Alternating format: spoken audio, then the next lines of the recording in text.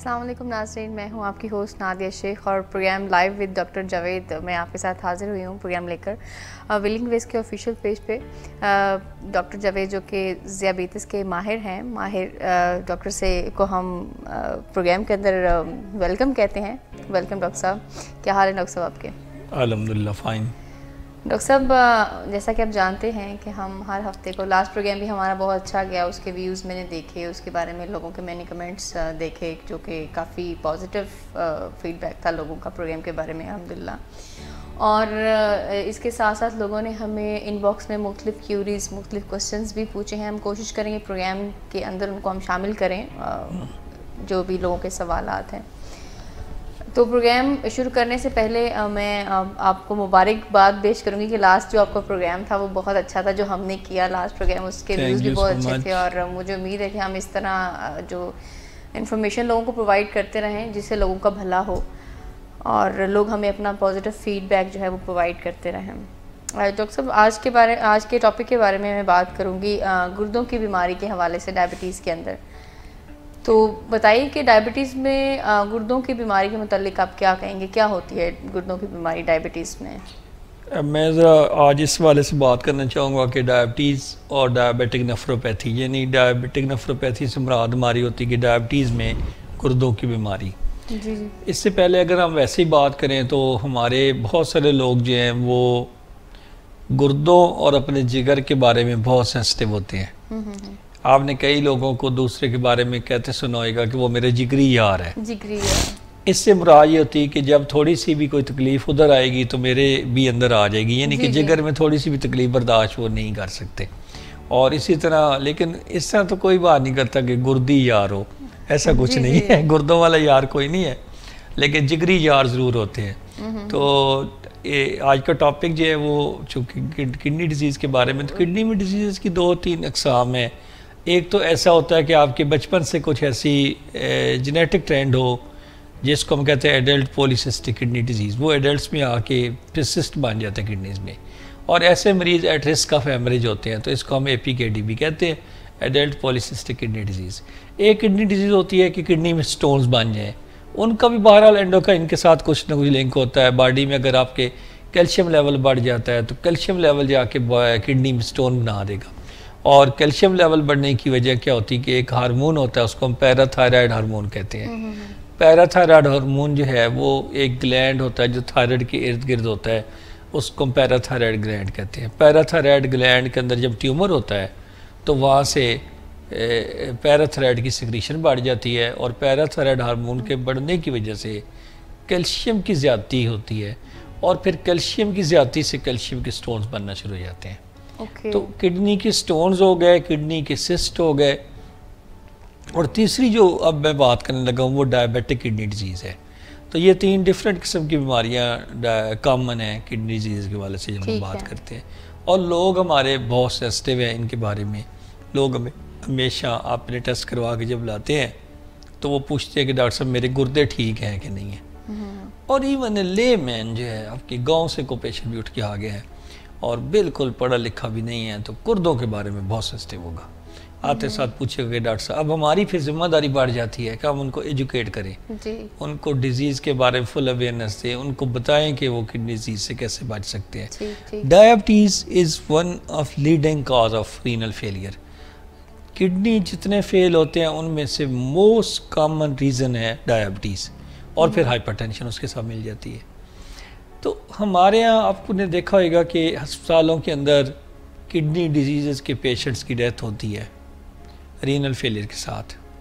जब वो and stage renal disease पे आते हैं तो हॉस्पिटल में आ जाते हैं, सर्विसेज हॉस्पिटल आ जाएंगे, जिना हॉस्पिटल आ जाएंगे, जनरल हॉस्पिटल में आ जाएंगे, और फिर उनका इलाज उस वक्त डायलिसिस होता है।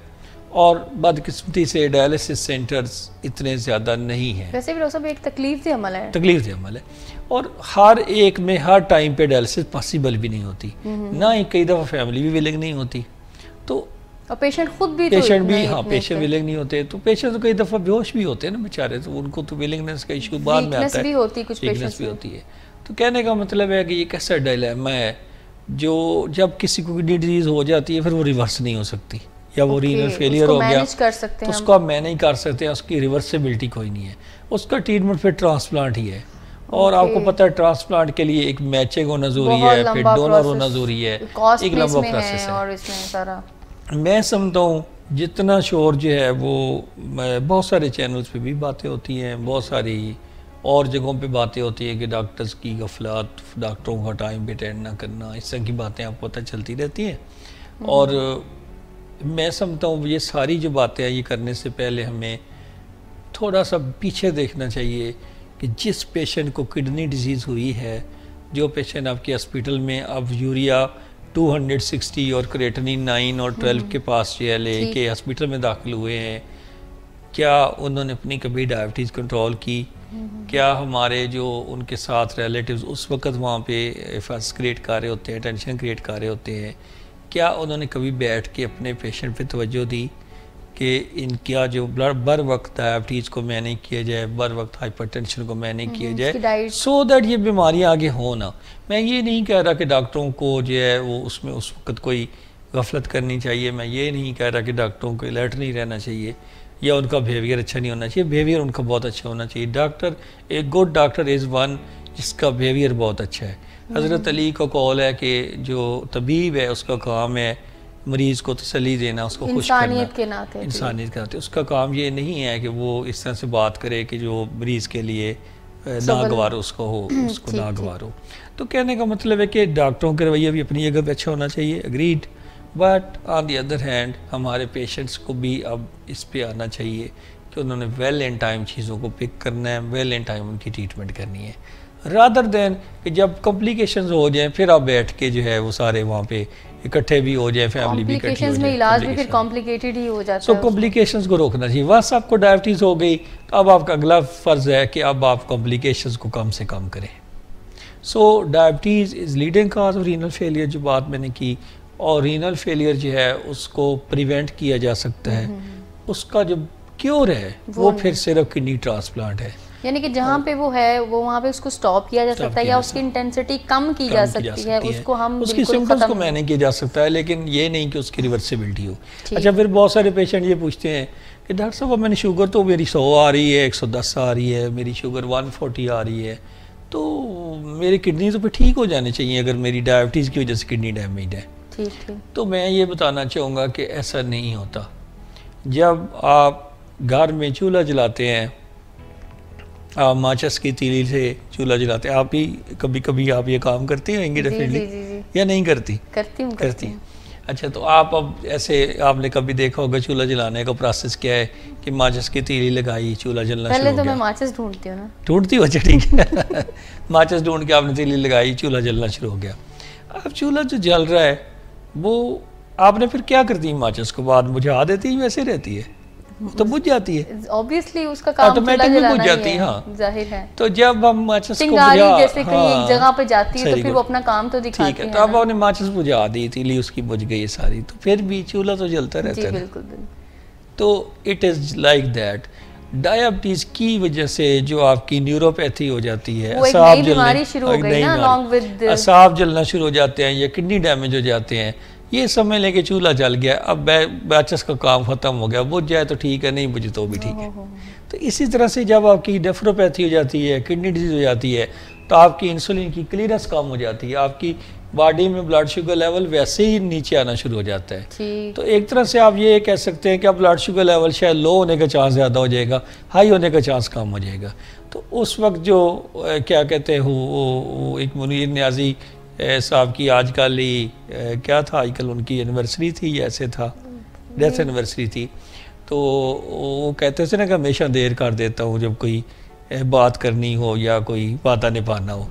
तो हमारे जो लोग हैं वो डायबिटीज़ कंट्रोल करने में भी थोड़ी देरी कर देते हैं, देरी कर देते हैं, उसकी वजह से जो है वो किडनी डिजीज़ हो जाती है। तो मैं समझता हूँ कि ये मुनीर न्याज़ी की जो शेर थे हमेशा देर कर देता हूँ वाले, वो और बहुत सारी चीज़ों में आप अप्लाई कर लें, लेकिन जो डायबिटीज़ है उसमें ये शेर अप्लाई ना करें।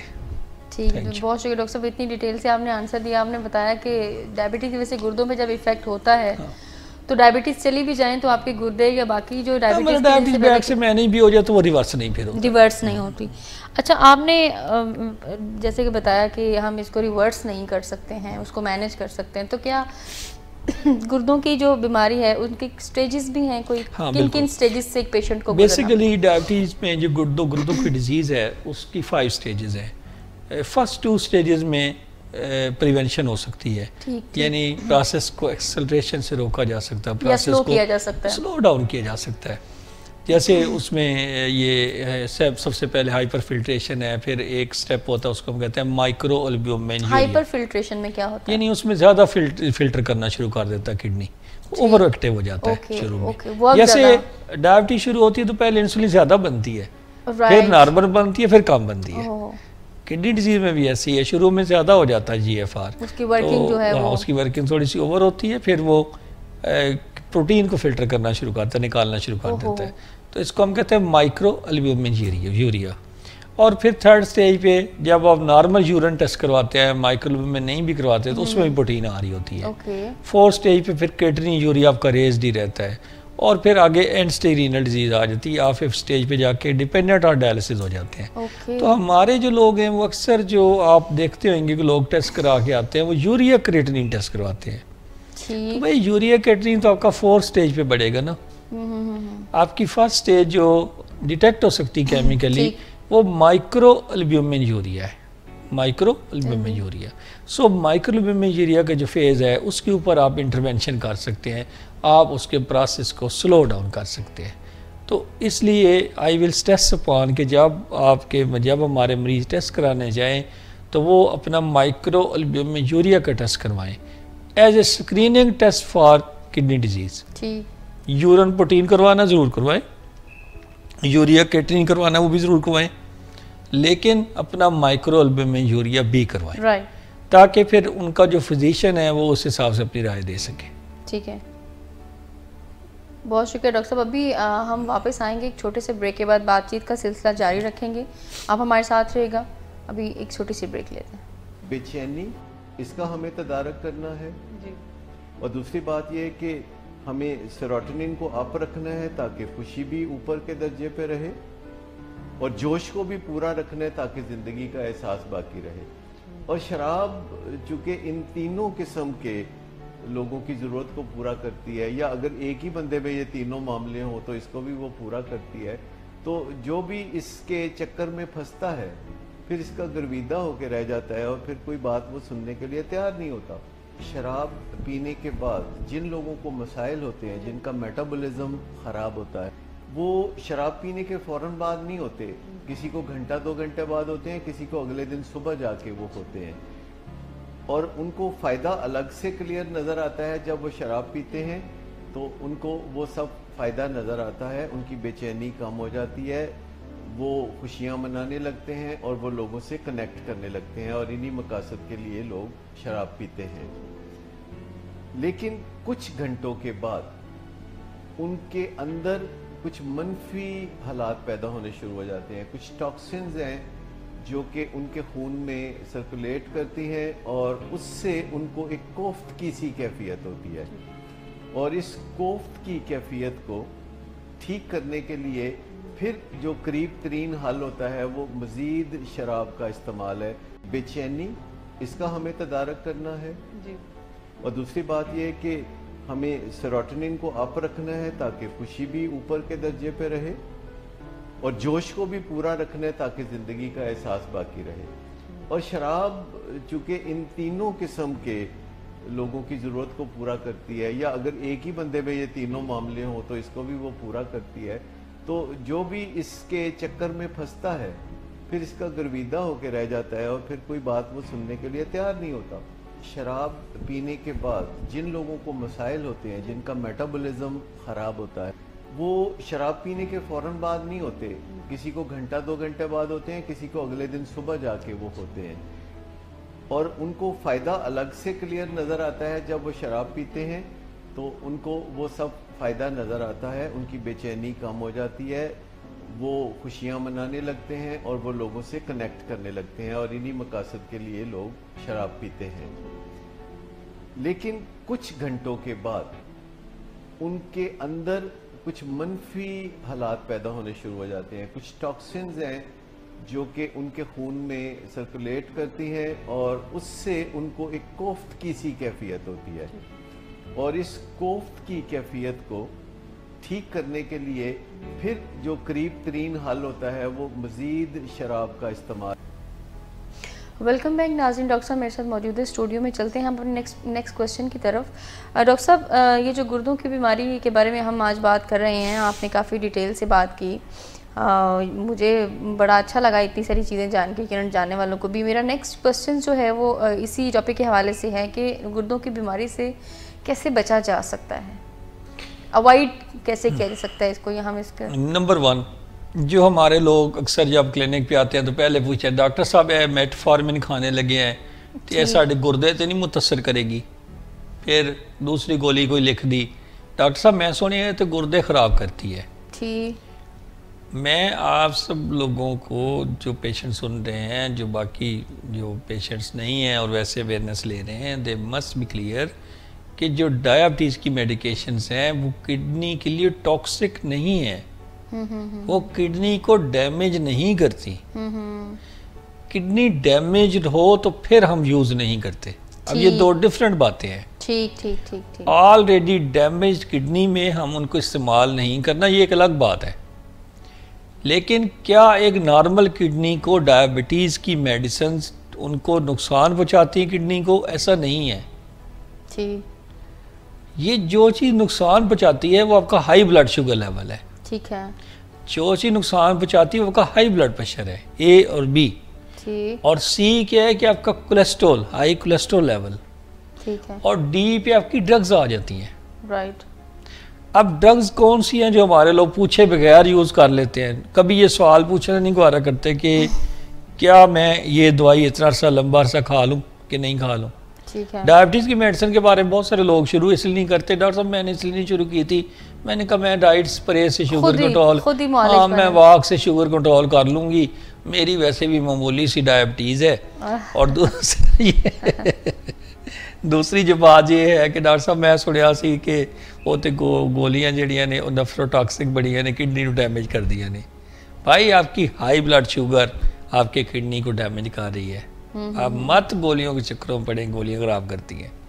जो चीज़ आपको किडनीज को डैमेज कर सकती है वो आपके non steroidal anti inflammatory drugs हैं, आपके पेन किलर्स हैं। राइट। ये जो डिक्लोरान और डिक्लोफेनिक और जिनके एडिक्शन लोगों को जिनकी नेप्रोक्सन और ये जो सारे साल्ट बाजार में मिलते हैं, they are can cause kidney damage. I am not saying कि ये सारी उम्र लेनी चाहिए, but with the advice of the consultant and for limited time, for a limited time. जी जी जी। अब आप पेन किलर शुरू हो और 10-12 साल पेन किलर ही खाते जाए, ऊपर से आपका kidney disease already diabetic kidney है, तो वो जल्दी मुतासर हो जाएगा। ठीक। ये जो आप धाते कुश्ते और जो ये भी हैवी हैं, हाँ जी, हैवी मेटल्स लेते हैं जो अपने आप को तवाना रखने के लिए और चुस्त रखने के लिए, ठीक, ये नेफ्रोटॉक्सिक है, they can cause kidney injury. आपका जो डीहाइड्रेशन है वो इंजरी कर सकती है। मतलब ये चीज़ें हैं जिनको अवॉइड करना चाहिए, और जिन चीज़ों पे फोकस करना है, जिनको कंट्रोल करना है, उनमें ब्लड शुगर है, आपका हीमोग्लोबिन A1C लेस देन 7 होना चाहिए, 3 महीने का जो टेस्ट है, लेस देन 6.5 होना चाहिए। आपका जो ब्लड प्रेशर है वो 130/80 तक होना चाहिए। आपका जो कोलेस्ट्रॉल है वो टोटल जो उसमें से बुरे वाला कोलेस्ट्रॉल है, LDL कोलेस्ट्रॉल है, वो 100 से कम होना चाहिए। आपका जो ट्राइग्लिसराइड्स हैं वो 150 से कम होने चाहिए। ये चीज़ें हैं जिनको आप मैनेज करते हैं। Targets of glycaemic control, targets of diabetes management, आप उन टारगेट्स को अचीव करें, डायबिटिक डिजीज़, किडनी डिजीज़ है वो उसके चांसेस मिनिमाइज होते जाएंगे। एक बहुत बड़ी स्टडी हुई है, उसको हम यूकेपीडिया स्टडी कहते हैं। इट वाज फॉर 33 ईयर्स उसको स्टडी वो चलती रही। उसमें देखा गया कि क्या एक कन्वेंशनल शुगर कंट्रोल जैसे कोई 200 तक रखना, 300 तक शुगर रखना वर्सेस टाइट शुगर कंट्रोल, उन दोनों को जब स्टडी किया गया तो जो टाइट शुगर कंट्रोल वाले लोग हैं उनके अंदर किडनी डिजीज़ के चांसेस मिनिमाइज हो गए।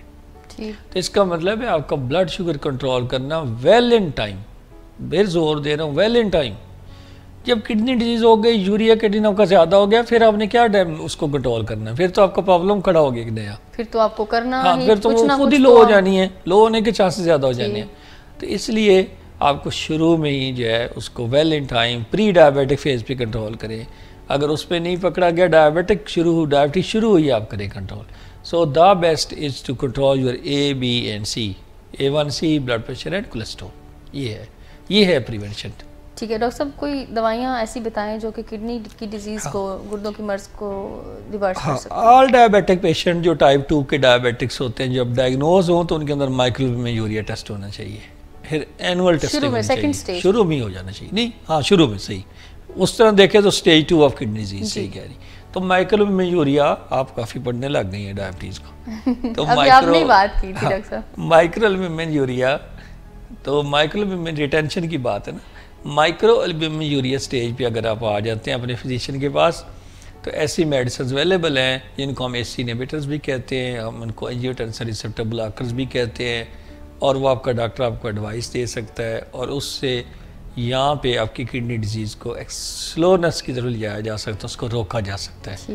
लेकिन जब आप प्रोटीन यूरिया की स्टेज पे आते हैं या आपके रेज्ड यूरिया क्रिएटिनिन आने शुरू हो जाते हैं, तो फिर हम उसमें कोई ज़्यादा काम नहीं कर सकते। हाँ, उसमें हम कुछ प्रिकॉशंस लेके, जैसे कि अपनी डाइटरी प्रोटीन इनटेक को ठीक करके, कुछ पेन किलर्स को अवॉइड करके, और कुछ सर्टेन नेफ्रोटॉक्सिक ड्रग्स को अवॉइड करके हम डिजीज़ को की सिम्टोमेटिक मैनेजमेंट ज़रूर कर सकते हैं।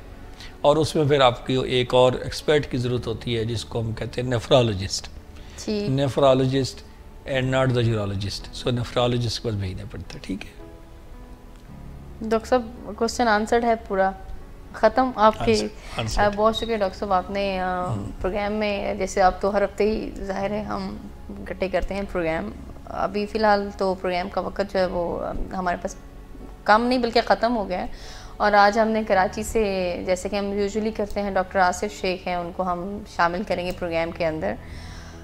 तो नाज़रीन, अभी हम यहाँ पे एक छोटा सा ब्रेक लेंगे और डॉक्टर साहब को हम देंगे इजाज़त अपने प्रोग्राम से। और ब्रेक से जैसे ही हम वापस आएंगे तो आप डॉक्टर आसिफ शेख को देख सकेंगे स्क्रीन के ऊपर। डायबिटिक इंस्टीट्यूट पाकिस्तान कराची से आपसे मुखातिब रहेंगे वो कुछ देर के लिए। तो एक छोटा सा ब्रेक लेते हैं, यहाँ पे वापस आते हैं और वापस आने के फ़ौरन बाद आपकी मुलाकात करवाते हैं डॉक्टर आसिफ शेख से। अस्सलाम वालेकुम। लास्ट प्रोग्राम में हमने जो पेशेंट के कंसर्न के हवाले से जो डाइट के ऊपर बात की थी, आज जो हमारे पेशेंट्स का कंसर्न ज़्यादातर होता है वो इन्वेस्टिगेशंस के हवाले से होता है, उस पर हम बात करेंगे। ज़्यादा पेशेंट्स आते हैं, कहते हैं कि डॉक्टर ने पूरी लिस्ट लिख के दे दी है इन्वेस्टिगेशंस की, मेरा इतनी एक्सपेंसिव इन्वेस्टिगेशंस थी। अब आज हम जो बात करेंगे वो इन्वेस्टिगेशंस डायबिटिक पेशेंट में कौन सी करानी चाहिए और उनकी क्या सिग्निफिकेंस है। उसमें कुछ इन्वेस्टिगेशंस ऐसी होती हैं जिसमें हमें डायग्नोसिस में हेल्प मिलती है, कुछ डायग्नोस्टिक होती हैं, कुछ इन्वेस्टिगेशंस ऐसी होती हैं जो कॉम्प्लिकेशंस के बारे में हमें बता रही होती हैं। जैसे कि आपको पता है कि डायबिटीज़ एक हेड टू टो इन्वॉल्व कर रही होती है, एक मल्टी सिस्टम डिजीज़ है। तो सिर्फ हमें शुगर के ऊपर फोकस नहीं करना होता, शुगर की वजह से जो कॉम्प्लिकेशंस होती हैं उनको भी हमें एड्रेस करना होता है। तो कुछ इन्वेस्टिगेशंस हम कॉम्प्लिकेशंस को देखने के लिए करा रहे होते हैं। कुछ इन्वेस्टिगेशंस ऐसी होती हैं जो कि ड्रग थेरेपी को प्लान करने में हमें हेल्प करती हैं। तो आज जो हम बात करेंगे वो इन्वेस्टिगेशंस पे बात करेंगे, उनकी सिग्निफिकेंस के ऊपर बात करेंगे और वो कौन सी इन्वेस्टिगेशंस करानी चाहिए और कितने इंटरवल के साथ करानी चाहिए। तो सबसे ज़्यादा जो इम्पोर्टेंट इन्वेस्टिगेशन पहली जो होती है डायग्नोसिस के लिए, वो होती है fasting blood sugar. Fasting blood sugar में लास्ट प्रोग्राम में हमने जो डिस्कशंस की थी उसमें पेशेंट को जो कंसर्न होता है कि ड्यूरेशन कितना होना चाहिए। तो ड्यूरेशन मिनिमम जो होता है फास्टिंग 8 आवर्स, मैक्सिमम ड्यूरेशन होना चाहिए 16 आवर्स का। नेक्स्ट इन्वेस्टिगेशन होती है हेमोग्लोबिन A1C। हेमोग्लोबिन A1C क्या होती है? हेमोग्लोबिन A1C एक अमेरिकन डायबिटिक एसोसिएशन ने उसको डायग्नोस्टिक एक इन्वेस्टिगेशन भी कहा है कि इनके एक सर्टेन लेवल्स हैं, उसके बाद उसको हम डायग्नोसिस में हेल्प कर रही होती है। बेसिकली एक इसको हम कहते हैं ग्लाइकेटेड हेमोग्लोबिन। एक हेमोग्लोबिन एक ब्लड का हिस्सा है जिसकी हमारे जो RBCs होते हैं, रेड ब्लड सेल्स, उनकी जो लाइफ होती है ब्लड में वो 120 डेज़ होती है। तो ये इन्वेस्टिगेशन हमें हेल्प करती है कि पिछले 3 महीने का हमारा डायबिटिक कंट्रोल कैसा रहा। फिर कोई भी अगर इन्वेस्टिगेशन करें या कोई उसके कुछ डिसएडवांटेजेस होते हैं, या इसमें हम कहें कि कौन से ऐसे पेशेंट्स होते हैं जिसमें ये हमें फाल्स रिजल्ट्स दे सकती हैं, या तो कम या ज़्यादा। अगर किसी भी पेशेंट का रेड सेल टर्नओवर, जिसमें हमारे जो रेड ब्लड सेल्स हैं ब्लड में, उनका टर्नओवर ज़्यादा रैपिड है, ज़्यादा जल्दी टूटते हैं, जैसे नॉर्मल उनकी लाइफ होती है 120 डेज़, अगर उनकी लाइफ किसी डिजीज़ की वजह से, जैसे थैलीसीमिया एक डिजीज़ है जिसमें इनकी रेड सेल की जो लाइफ होती है वो कम हो जाती है, तो उसमें ये फॉल्स रिजल्ट्स दे रहे होते हैं। या कुछ ऐसी डिजीज़ जिसमें रेड ब्लड सेल्स की लाइफ बढ़ जाती है, जैसे ऐसे पेशेंट होते हैं जिसमें स्प्लीन नहीं होती, जो नॉर्मल एक तिल्ली होती है, स्प्लीन उसका काम होता है कि रेड ब्लड सेल्स को तोड़ना। अगर किस वजूहत की बिना पे अगर पेशेंट्स को स्प्लीन नहीं है, तो ऐसे पेशेंट में रेड सेल ब्लड सेल की लाइफ बढ़ जाती है, तो ऐसे पेशेंट में भी एरर्स आ सकते हैं कि हेमोग्लोबिन A1C के जो लेवल्स हैं वो उसमें एरर आ सकता है। तो अब हेमोग्लोबिन A1C कब कराना चाहिए? जब भी एक पेशेंट न्यूली डायग्नोज होता है तो उसको हेमोग्लोबिन A1C पहली तो करानी चाहिए इनिशियल विजिट के ऊपर।